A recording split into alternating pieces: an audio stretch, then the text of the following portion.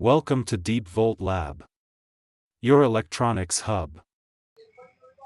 तो चलिए आज की वीडियो शुरू करते हैं। आप देख सकते हैं कि इसकी स्क्रीन का प्रॉब्लम है। ये स्क्रीन नेगेटिव चल रही है। इसे नेगेटिव मैकेनिक की ज़ुबान में नेगेटिव कहते हैं। तो आप सब देख सकते हैं ये ड्रोनी सी है, इसे ये भी कह सकते हैं। तो चलिए आपको यूएसबी प्ले करके दिखाते हैं।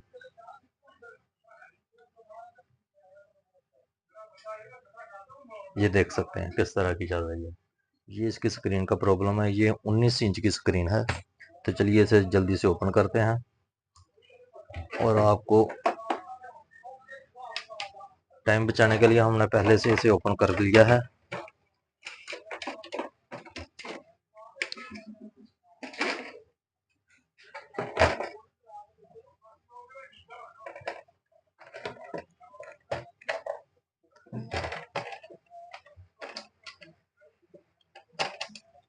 इस तरह के ज़्यादातर फॉल्ट स्क्रीन के आते हैं।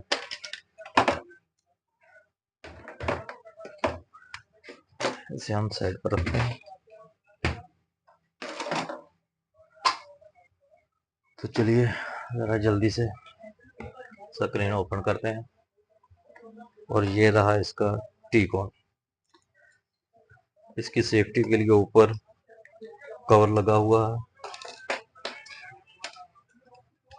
हमेशा जब भी स्क्रीन का काम करें तो बड़ी एहतियात और आराम सुकून से, क्योंकि इसमें ज़रा सी गलती की वजह से पूरी की पूरी स्क्रीन भी डेड हो सकती है। और हमारे पास एक्सटेंशन एलसीडी कार्ड और लैंप है जिस पर हम अक्सर स्क्रीन ही चेक करते हैं। तो ये देख सकते हैं, ये हमने लगा दिया। अब इसका करंट ऑन करते हैं। ये पावर दे दी।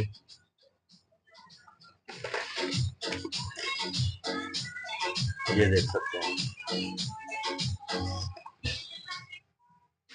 इसमें अभी भी वही प्रॉब्लम है। चलिए इसका चेक करते हैं। ज़्यादातर इसमें 5 वोल्ट जब मिस हो जाते हैं तब ऐसा होता है। ये नेगेटिव स्क्रीन तभी शो होती है जब 5 वोल्ट मिस हो जाए। तो ये रहा हमारा मल्टीमीटर। जब भी आप ऐसा काम करें रिपेयरिंग का स्क्रीन, तो आपके पास मल्टीमीटर का होना बहुत ज़रूरी है।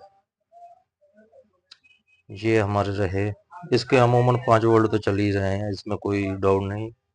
ये देख सकते हैं, ये हमारा 12 वोल्ट AVDD और ये रहे हमारे VGH और ये रहे हमारे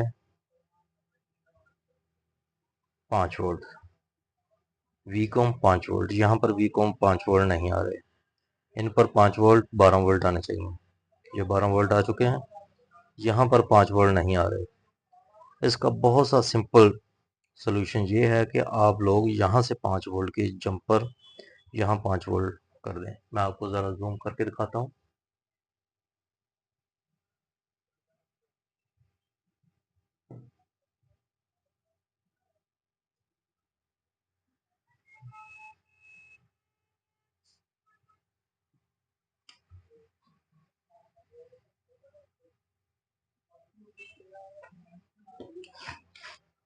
तो मैं आपको इसकी पिक्चर ऊपर दे रहा हूँ, वो देख लें आपने कहाँ पर 5 वोल्ट ऐड करने हैं।